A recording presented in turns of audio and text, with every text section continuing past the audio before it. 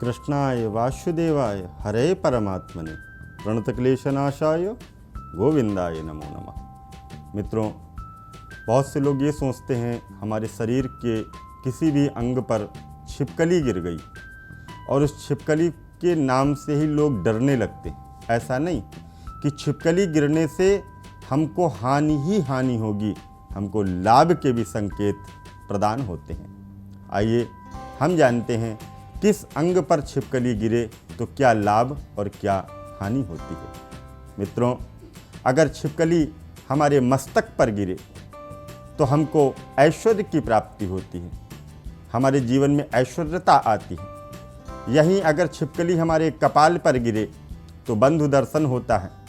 नाक पर गिरने से व्याधियों का नाश हो जाता है। अगर छिपकली हमारे कान पर गिरे तो हमको लाभ होता है। बंधुओं, यदि छिपकली हमारी आँख पर गिर जाए तो समस्त प्रकार के बंधनों से हमको मुक्ति प्राप्त हो जाती है। छिपकली यदि हमारे ऊपर के ओंठ पर गिरे, जिस तरह से हमारे दो लिप्स, ओंठ, एक ऊपर एक नीचे, अगर ऊपर के ओंठ पर गिरे तो धन का नाश होता है और अगर नीचे के ओंठ पर गिरे तो धन की प्राप्ति होती है। हम लोग बड़े परेशान हो जाते हैं कि हमारे शरीर पर छिपकली गिर गई, अब हमको हानि ही हानि होती है। नहीं, ऐसा नहीं। अब देखिए, यहीं पर ऊपर के ओंठ पर छिपकली गिरी तो आपको धन हानि हुई और नीचे के ओंठ पर छिपकली गिरी तो आपको धन की लाभ हुआ। उसी तरह से दाहिनी भुजा पर यदि छिपकली गिरती है तो राज सम्मान की प्राप्ति होती है और बाईं भुजा पर यदि छिपकली गिरती है तो राज भय भी होता है।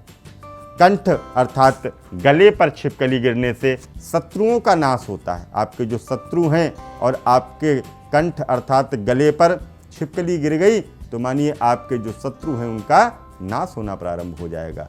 इसी तरह से अगर हमारे कंधे के ऊपर छिपकली गिरी, विजय प्राप्त होती है।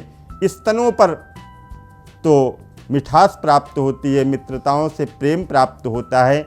इसी तरह से मुख, स्तन, दायां और बायां हाथ।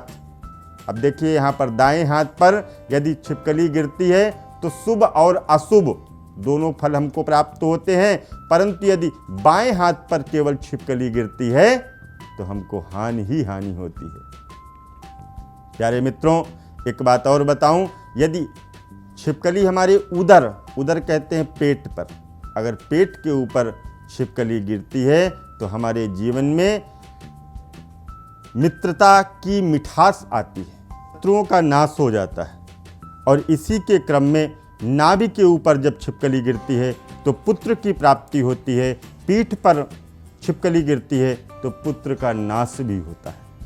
प्यारे मित्रों, दाईं जांघ और बाईं जांघ के विषय में कहते हैं, दाईं जांघ पर जब छिपकली गिरती है तो पुत्र नाश और बाईं जांघ पर यदि गिरती है तो शुभता की प्राप्ति होती है। घुटना पे अगर गिरती है तो हमको वाहन की प्राप्ति होती है और इसी तरह से पिंडली पर अगर गिरती है तो स्थान सुख प्राप्त होता है। प्यारे मित्रों, इन सभी विचारों को अपने मन के भावों में रखते हुए ऐसा विचार करें कि जो भी होता है हमारे कल्याण के लिए ही होता है। ये छिपकली यदि हमारे ऊपर गिरती है तो कोई शुभता का कारण देती है, कोई शुभ बात हमको बता रही होती है और कोई अशुभ बात का संकेत भी हमारे लिए कर रही होती है। मैं आपको बताऊं, इसमें दो अंगों का हमने विधान बताया है, दायां और बायां। तो दायां अंग जो है ये स्त्रियों के लिए है और बायां अंग जो है ये पुरुषों के लिए है। तो इसके हिसाब से आपको दाएं और बाएं दोनों अंग का विधान कर लेना चाहिए। भोजन करते समय अगर छिपकली आपकी भोजन की थाली में गिर जाए तो आप परेशान मत होना, आपको अतिशीघ्र मां लक्ष्मी की कृपा प्राप्त होने वाली है। भोजन का ग्रास तोड़ते समय, जिस समय आप ग्रास को हाथ में लेकर के भोजन को मुख में रखने जा रहे हों, उस समय यदि छिपकली गिर जाए तो ध्यान रखिएगा कि धन नाश होने वाला है। और पानी जो आपने पीने के लिए रखा है, अगर उसमें छिपकली गिर जाती है तो आपके जीवन में दुख आने वाला है। इन्हीं भावों के साथ जय मां गंगे, जय माता दी।